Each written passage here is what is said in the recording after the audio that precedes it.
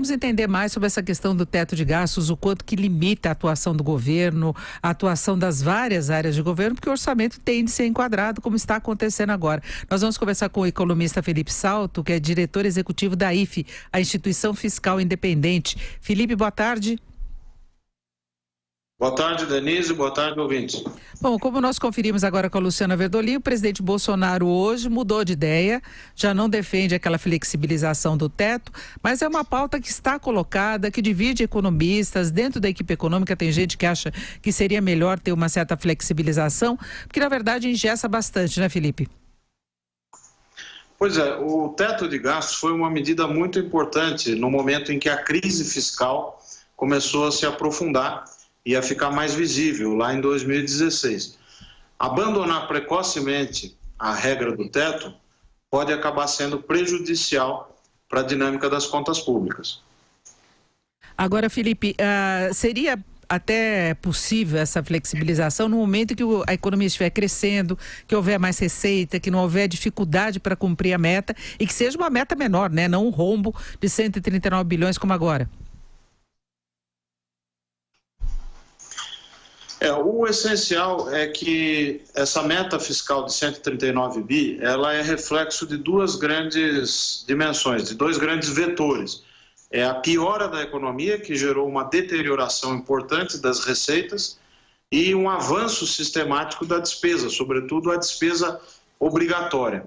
A despesa obrigatória e as despesas primárias em geral cresceram muito acima do PIB por 20 anos.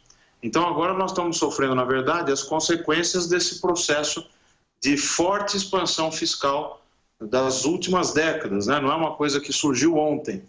O teto de gastos, ele ajuda a explicitar a restrição fiscal e ajuda a forçar o ajuste. Abandonar precocemente essa regra pode até ser bom no curto prazo, mas pode abrir o caminho para que a gente volte a uma rotina de expansionismo fiscal e de desestruturação das políticas públicas, que é muito preocupante, porque não há como garantir que esse espaço fiscal gerado por uma eventual liberalização ou flexibilização do teto vai ser todo canalizado para investimentos. O momento é de ajuste, né? Esse é o recado principal. Agora, Felipe, o que o governo poderia fazer? Porque a gente tem visto, por exemplo, o orçamento do ano que vem, ele é bastante austero, ele vai reduzir despesas em áreas que já tem uma certa precariedade de serviços, na área de educação, na área de até o programa Minha Casa Minha Vida, que tem um impacto importante sobre o setor da construção, vai ter restrições orçamentárias, enfim, tudo vai sofrer as consequências desse aperto financeiro.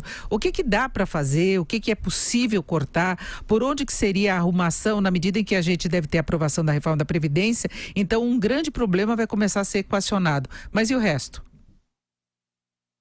Eu costumo dizer que a aprovação da reforma da Previdência deveria ser visto como apenas o começo do ajuste fiscal.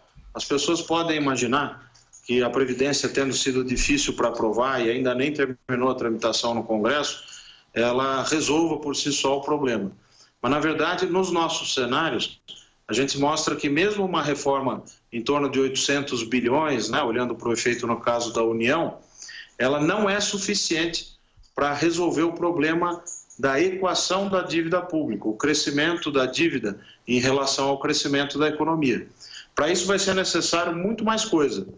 Então, as áreas fins, como educação, saúde, etc., obviamente vão refletir um pouco, e isso já vem acontecendo, a gente vê no caso das bolsas do CNPq, etc., essa dura realidade que nós estamos vivendo de forte restrição orçamentária, de ausência de recursos, de escassez de recursos. Mas fugir do ajuste é o pior que nós podemos fazer. É preciso acelerar o ajuste fiscal para que o país volte a crescer e aí sim a gente tenha os recursos suficientes para financiar as políticas públicas ansiadas pela sociedade, pelo Congresso e que estão previstas nas leis e na Constituição. Nós conversamos com o Felipe Salto, economista, diretor executivo da IFE, a Instituição Fiscal Independente. Felipe, muito obrigado, uma boa tarde. Boa tarde a todos, muito obrigado.